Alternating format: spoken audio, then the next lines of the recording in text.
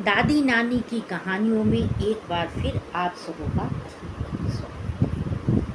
आज की कहानी वास्तविक ज्ञान उन भावनाओं पे आधारित है जो आम तौर पे पढ़े लिखे लोग उन लोगों के प्रति रखते हैं जो किताबों का ज्ञान तो नहीं रखते हैं पर अपने क्षेत्र में अपने कार्य कुशलता से, अपने अनुभव से, अपने व्यवहारिक ज्ञान से वो किसी न किसी क्षेत्र में अपना नाम रोशन करते हैं। तो आइए सुनते हैं आज की कहानी वास्तु की। बहुत समय पहले की बात है, एक गांव में किशन नाम का एक किसान रहता था। किशन एक धनी किसान था और उसके खेत पर बहुत से आदमी काम करते थे, लेकिन फिर भी किशन खुद खेत पर जाता था, उन आदमियों के साथ काम किया करता था, उनकी सराहना करता था, उन्हें प्रोत्साहित करता था। कभी वो घर में बैठ के उन्हें आदेश नहीं देता था। उसके दो बेटे थे, सोहन और मोहन।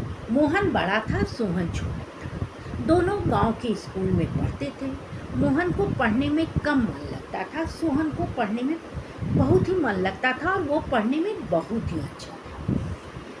किशन ने उसकी लगन देख के उसे शहर में पढ़ने के लिए भेज दिया और मोहन खेत में किसान के साथ काम करने लगा। धीरे धीरे किशन बूढ़ा होने लगा और सोहन की भी पढ़ाई पूरी हो गई। वो गांव लौट आया और नौकरी की तलाश करने लगा। रोज समाचार पत्रों को देखना, टीवी को देखना या विभिन्न न्यूज़पेपर्स वगैरह से नौकरी की तलाश किया करता था।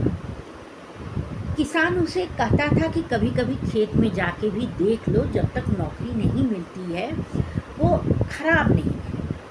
लेकिन सोहन इस बात को मानता नहीं था। उसे लगता था कि खेत में काम करेंगे तो मट्टी में पैर गंदा हो जाएगा, ये मेरा काम नहीं है। मैंने क्या इसीलिए इतनी पढ़ाई की है कि अब जाके खेत में काम करें? ये उसकी अपनी भावना थी। वो बराबर मोहन का मजाक उड़ाया करता था कि खेती करना क्या है, खेत को मिट्टी कोड़ो, बीज डालो, पानी डालो, पढ़ने में बहुत मेहनत लगता है, इतने भारी भारी किताबों को पढ़ना पड़ता है, इतना लिखना पड़ता है, ये बहुत कठिन काम है, ये सबसे संभव नहीं है। मोहन को ये बात बुरी लगती लेकिन कुछ बोलता नहीं था। किशन उसकी बात जब रोज रोज सुनता था तो उसके दिमाग में एक विचार आया। उसने एक दिन सोहन को बुलाया, बोला तुम तो बहुत ज्ञानी हो, तुमने खेती बाड़ी हर विषय का ज्ञान प्राप्त किया है। सोहन ने बहुत घमंड के साथ कहा कि हाँ, मैंने सब पढ़ा है, मुझे सब जानकारी है। उन्होंने कहा कि अच्छा एक काम करो, मैं तुम्हें खेत का एक छोटा सा टुकड़ा दे रहा हूँ और जब तक तुम्हारी नौकरी नहीं लगती है तुम अपनी इच्छा से कुछ भी उस पर उगा दो। सोहन सोचा चलो ठीक है, छोटा सा टुकड़ा है, बहुत मेहनत नहीं लगेगा। सोहन चला गया।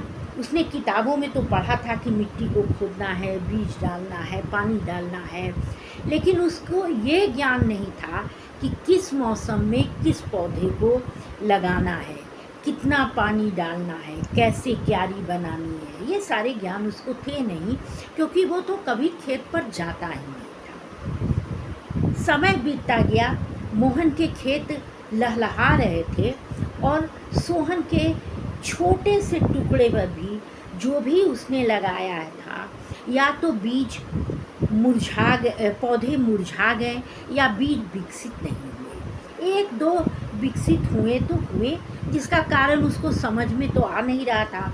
उसे समझ में नहीं आता था कि क्या कारण है कि ऐसे हो रहा है। वो छुप छुप के मोहन को देखता देखता वो भी तो यही काम कर रहा है, मैं भी यही कर रहा हूँ, ऐसा क्यों होता है। जब समय बीत गया तो किशन ने उस दोनों को फिर बुलाया और उसे समझाया कि देखो, केवल किताबी ज्ञान से कहीं भी कुछ हासिल नहीं होता। किताबी ज्ञान जरूरी है, पढ़ना लिखना बहुत ही ज़रूरी है, लेकिन पढ़ने लिखने का सही उपयोग या वास्तविक ज्ञान वही है जो जीवन में काम आए। जीवन के अनुभवों से, जीवन के क्षेत्र में यदि उनका उपयोग नहीं कर सके, सीख नहीं सके, तो बस यही है, पुस्तकेन या विद्या पर हस्तगता धनम।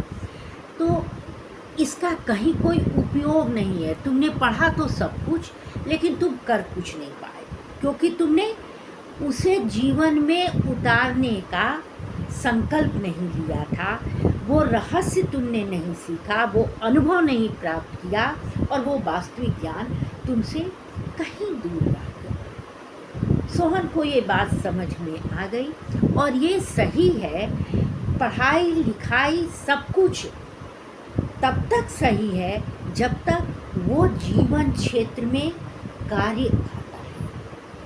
पढ़ लिख के कोई विद्वान नहीं हो जाता। अगर जीवन में हम उसे नहीं उतारते हैं तो वो शिक्षित होना, वो पढ़ना लिखना व्यर्थ है। फिर मिलेंगे अगली कहानी के साथ। नमस्कार।